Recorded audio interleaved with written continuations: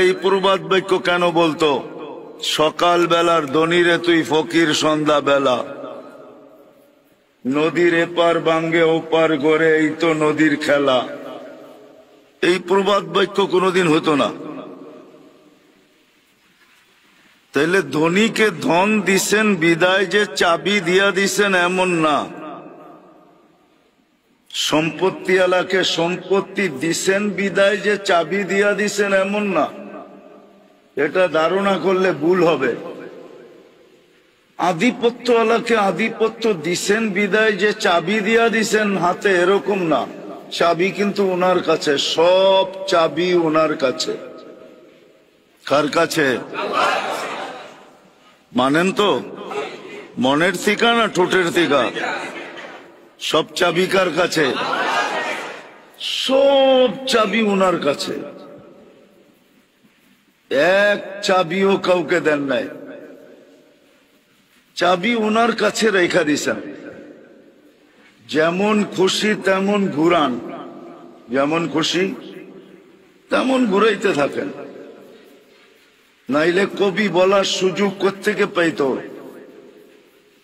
अजल्ले न छोरा किसरा न दारा, उसी से सिकंदर सा फाते भी देहारा, हर एक लेके क्या क्या हसस सुधारा, परा रह गया यही ठाट सारा। তাইলে দুনিয়ায় এত লক্ষ ঐতিহ্য পাওয়া যেত না। ঐতিহ্য আছে না নাই? চিনেন? আরে ঐতিহ্য চিনেন? এটা জেলা কোনটা? নারায়ণগঞ্জ না? নারায়ণগঞ্জে 2-4টা ঐতিহ্য নাই? কোনটা?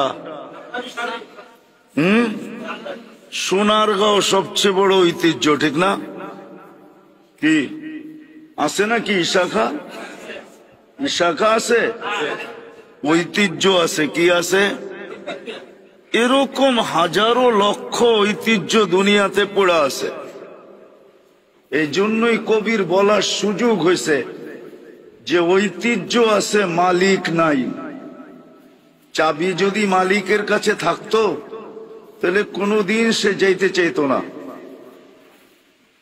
কি চাইতো? চাবি কার কাছে?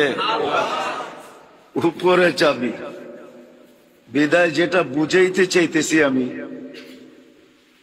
যেটা বুঝাইতে চাইতেছি আমি, চাবি কিন্তু আল্লাহর কাছে।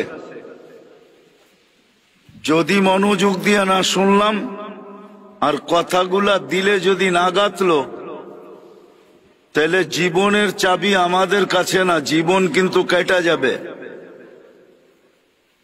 জীবনটা কেটে যাবে।